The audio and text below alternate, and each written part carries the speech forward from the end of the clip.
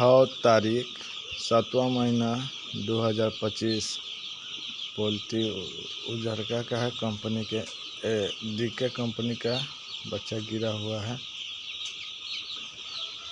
पहले देहाती में थे, देहाती छोड़ के पोल्ट्री फार्म में आ गया। देखिए कैसे बुलाते हैं।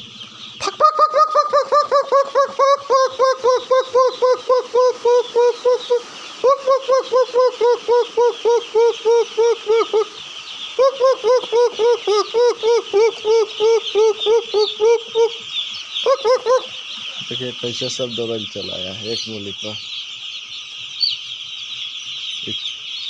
4000 का बच्चा है। सबका परसों सब फार्म में ट्रांसफ़र करेंगे। इस बुरुदी में रखे थे, अब सबके अलग अलग फार्म में भेज देंगे। मेरे चैनल को सपोर्ट करिए,